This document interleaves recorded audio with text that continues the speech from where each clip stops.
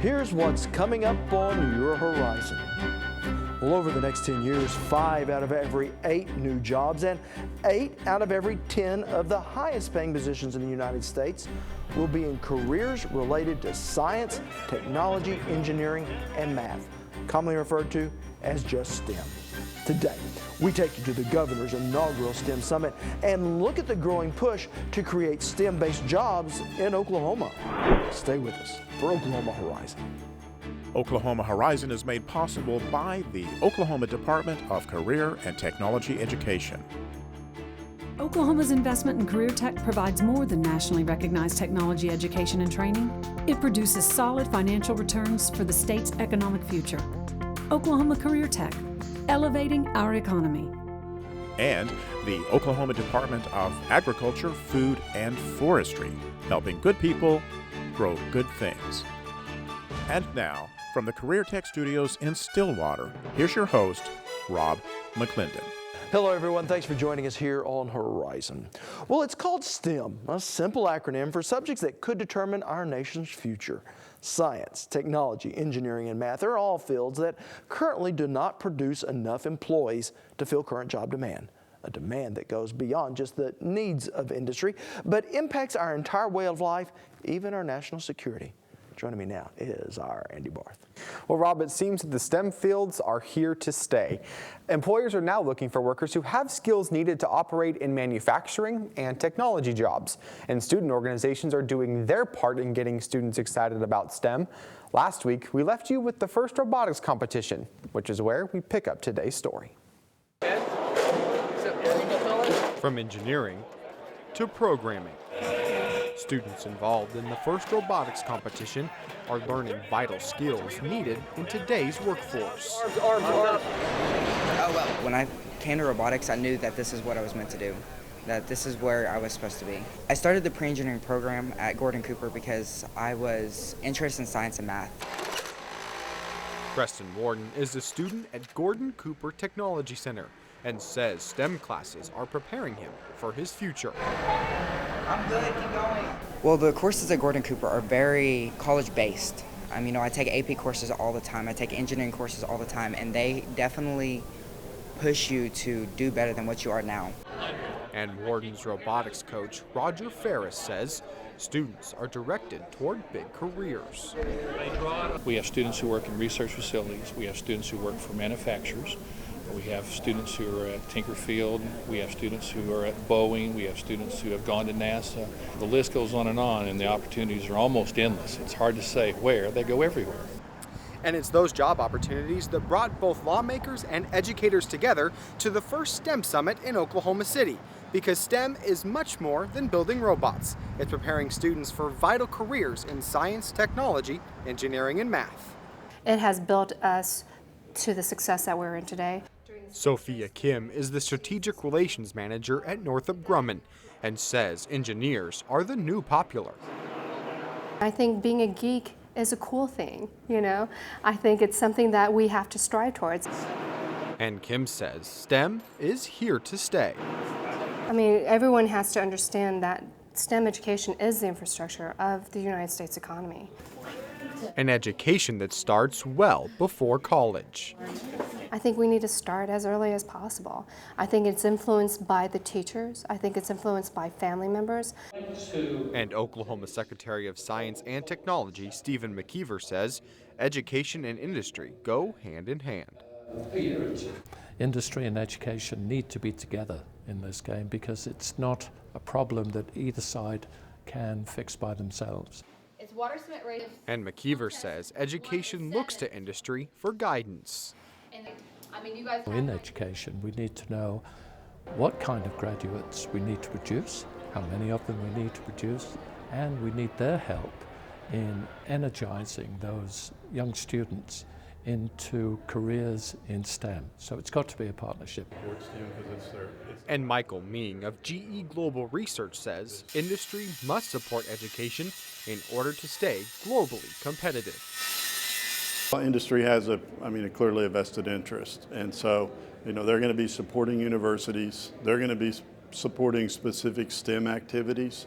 I think you'll see in order to maintain the innovative edge that corporations are going to reach out to support STEM because it's their lifeblood if you're in the technology business.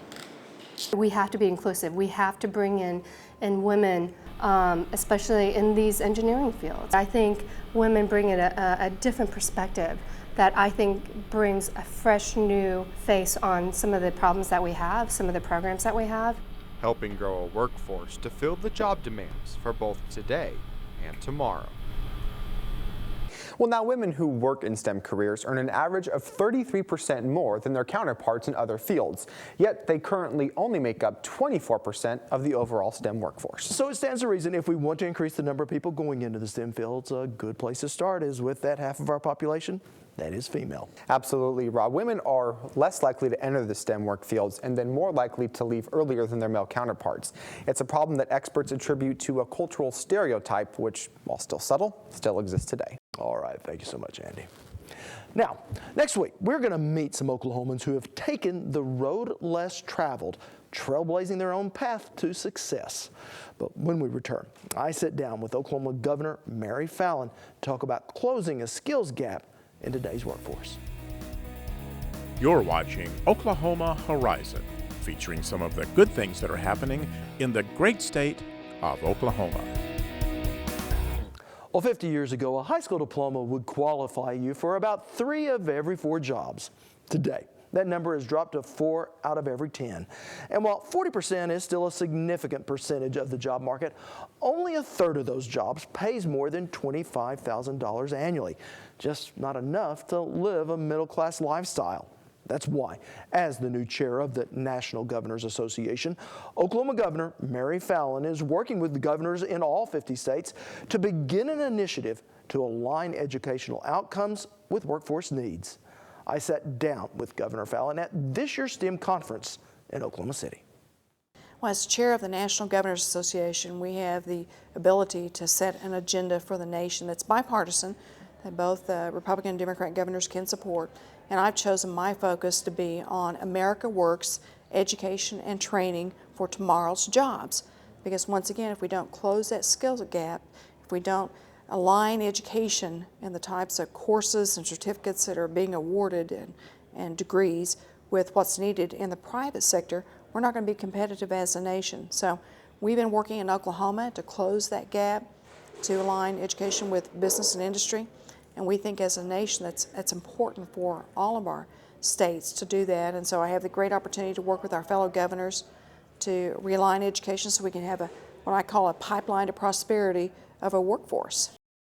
Now, we're visiting today here at your inaugural STEM conference.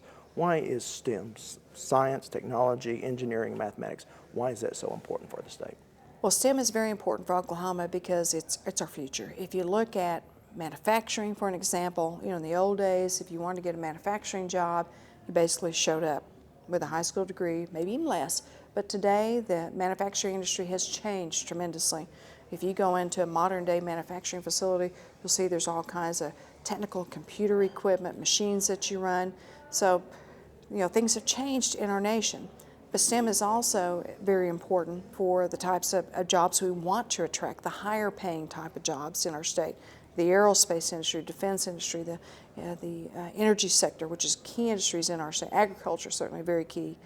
We have to have those who have skills in science and math and technology and engineering to be able to keep up these industries in our state. And so today our STEM Summit is focusing on how do we develop a roadmap for Oklahoma so that we can reach those education attainment levels in the right types of educational fields required by industry.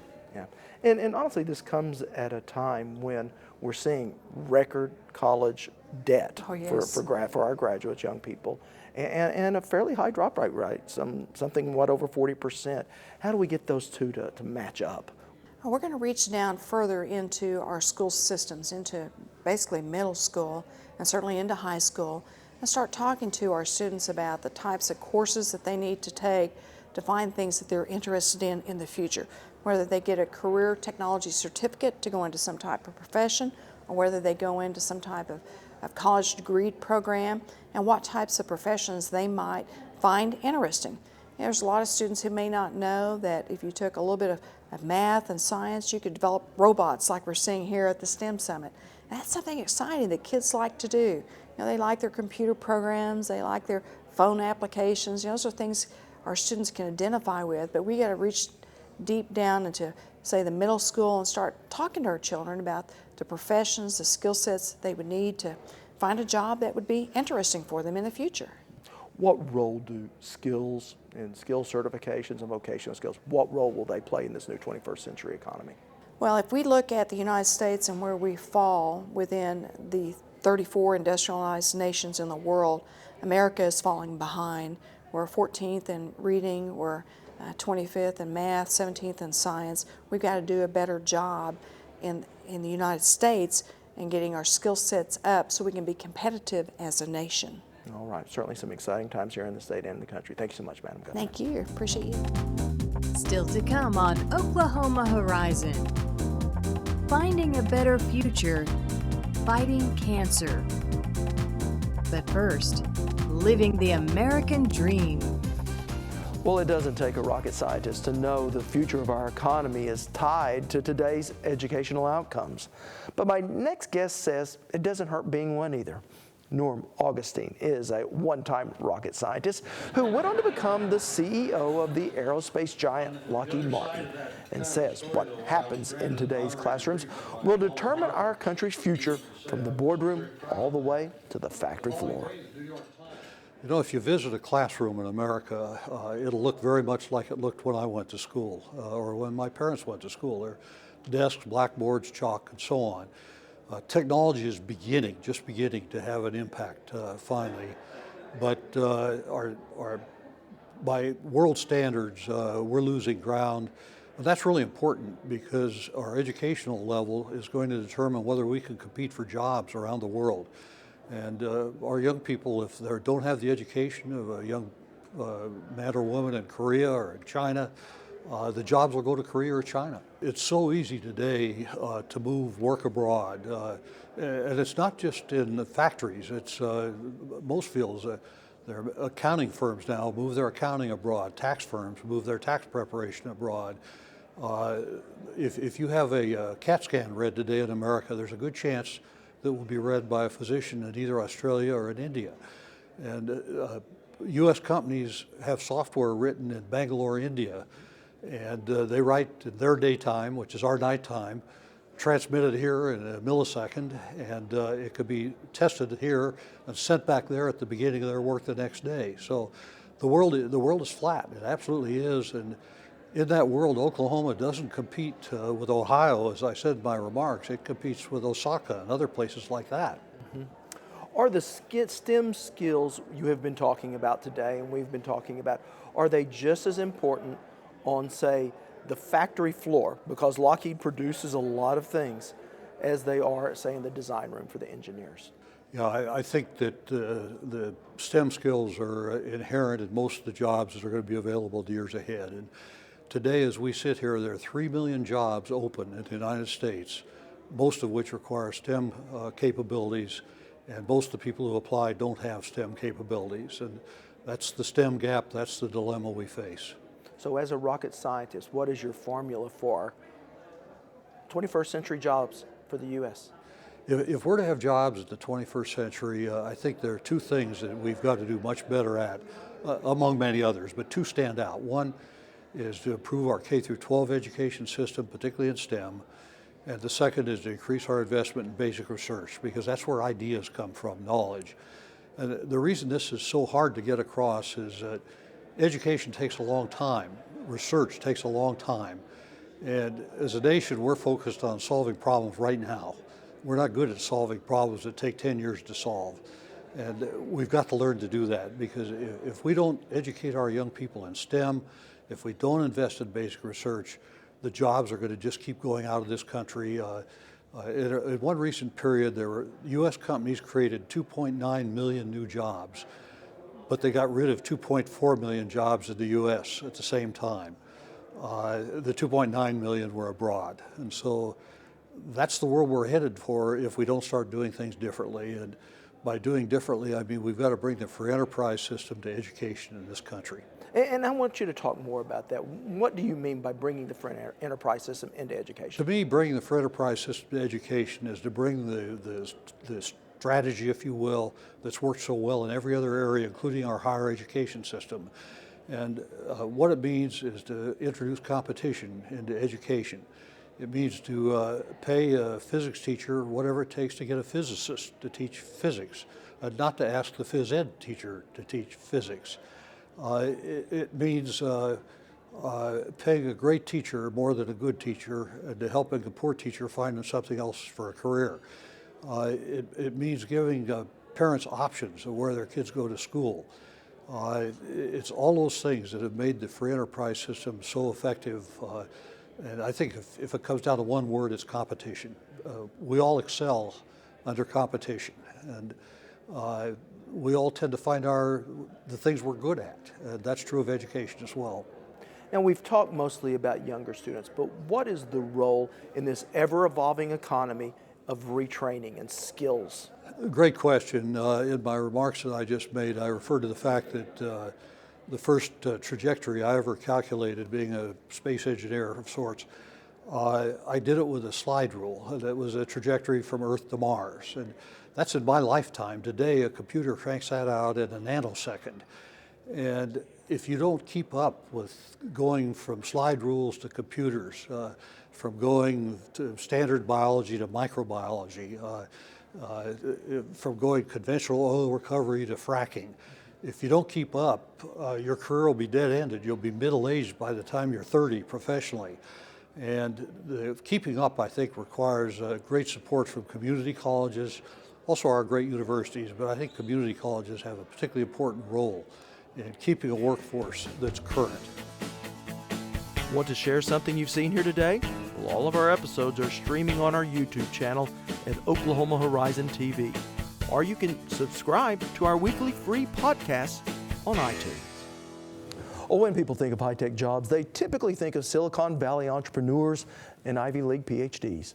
But according to a new definition of STEM jobs, those requiring skills in science, technology, engineering, or math, half of all high-tech positions are held by employees without a bachelor's degree. Joining me now is Oklahoma Secretary of Education and the Director of Oklahoma Career Tech, Dr. Bob Summers. So give us a little bit of background. The numbers we're talking about come from a study by the Brookings Institute. Yes, Brookings took a look at the actual jobs that were out there and which ones really required a lot of science, technology, engineering, and math.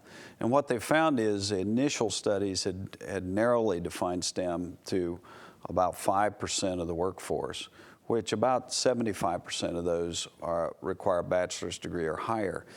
They broadened it slightly and said all those high-tech careers that require a lot of science and math and engineering actually accounted for 20% of the workforce, a significant part of the workforce. And when we define it in those terms, about 40–45% of the jobs require a bachelor's degree or higher. The vast majority of those jobs are actually with industry credentials, associate's degrees, and a few with high school diplomas. So what does that tell you in terms of Oklahoma's educational outcomes? What do we need to be thinking about? Well, we first of all need to double down on what we're already doing.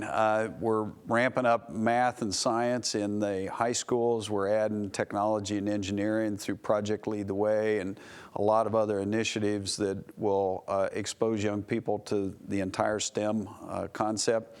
We have Career Tech that's delivering industry credentials while you're still in high school, but also as adults. And we've got a great community college system and higher ed system to finish out the process. Now, I think it's probably important to point out, though, that this isn't an either-or proposition. We're not talking just bachelor degrees or just industry credentials. That's correct. In fact, a Georgetown study in reviewing the economic productivity of adults found that if you have an industry credential first, and then you earn an associate's or bachelor's degree, you actually make more money than those folks that went straight to an associate's degree or bachelor's degree. So this is great news. If I'm in high school or I'm recently graduated from high school, go to Career Tech, earn an industry credential, get a good paying job, I immediately become productive, I can take care of myself. I can earn enough money to pay for college without going into debt, and when I'm all done with the entire series, I'm making more money than the people that just ignored the industry credential and went straight to higher ed. Now, one of the things we kept on hearing at the STEM conference, and it's almost a recurring theme, is that we needed to have more investment in STEM. Does that mean reinvestment in what we're doing, or does it mean investment into something new? I think it's probably more of a readjustment of resources. We need, first of all, to begin with young people and expose them to all the career options, including STEM, so that they pick their passion or purpose in life and are excited about it. That starts in the early grades, make a much better job, and if you'll remember at the STEM conference, they talked about needing to get people excited earlier in their career or in their education. So we excite kids, we have them get excited about career options, and then we move them through high school. We expect more of them in the high school, so that's not a new investment as much as it is really making good use of the existing investment. And then the big thing is, if I got industry credential, I'm a tax-paying citizen instead of a reliant person that's not making, generating taxes. And then I can move on to higher ed. We need to invest at all levels of that educational experience, but we can get more out of each level. We can get more done, and it goes back to the both and. College prep and technical at the same time. I have more choices coming out of high school. I have more likelihood of continuing my career and my education, and I make more money. The state of Oklahoma is better off. All right, thank you so much, Secretary Summers. Now, if you'd like to see the complete list of the STEM jobs that do require a certification, but not a degree, we do have a link to that list on our website that details both the demand and the pay for these jobs. Just go to okhorizon.com. You can keep up with us throughout the week. Just head to okhorizon.com, where you can see more of any of our stories, read our reporters' behind-the-scenes blogs, see what others are saying about us on Twitter, and face the facts with our regular updates. So reach out and touch us anywhere and anytime. Well, like most issues we examine here on Horizon, we focus today on the economic impact of STEM jobs. But there are also some very real social benefits as well, with the story of a young man entering the biosciences field for the love of family. Joining me now is our Elisa Hines. Rob, here's a number for you, 1.6 million. That's how many Americans will be diagnosed with cancer this year alone. And of those, roughly a third will eventually die from it. Sobering statistics that become all too real when a cancer victim is someone you love. Ricky Schreiner loves science. Pretty much ever since I was little, I'd always said I want to do something in the science field, just growing up. And kind of with my grandma, she helped me with that all the time. It was kind of always, did all kinds of different card games and everything, but it was always related to animals. But after Grandma developed ovarian and breast cancer, I had to go through chemo 3-4 times or so, and radiation treatment's about the same. And she's not doing just the lower level chemo, it's always this high end, the harshest you can get. And from her recovery time, you're literally having to almost carry her everywhere she goes. And for that first week, it's okay, but as soon as it's done, everything catches up and everything in the body starts just killing everything. And that's the best way that we have to kill cancer currently, and it's not right to put somebody through that. So Ricky's love of science is now focused on one thing, striking back at cancer.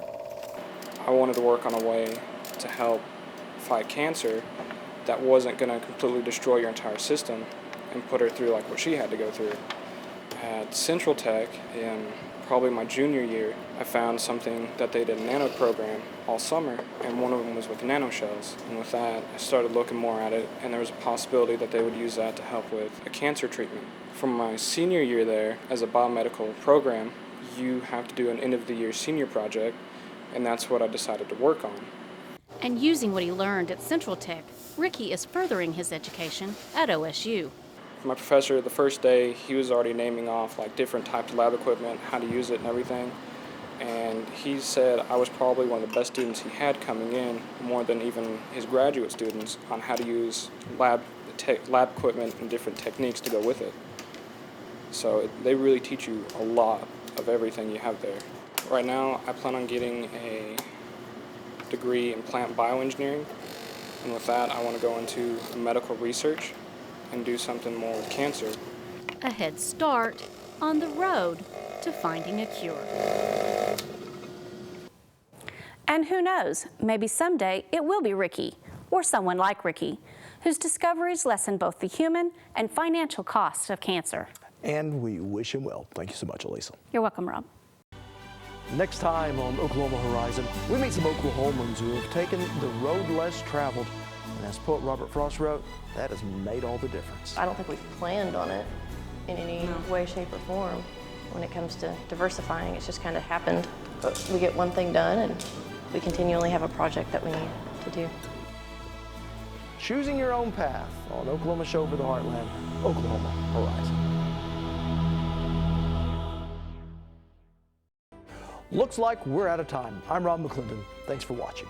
Horizon is made possible by the Oklahoma Department of Career and Technology Education and the Oklahoma Department of Agriculture, Food, and Forestry. Thank you for watching Oklahoma Horizon.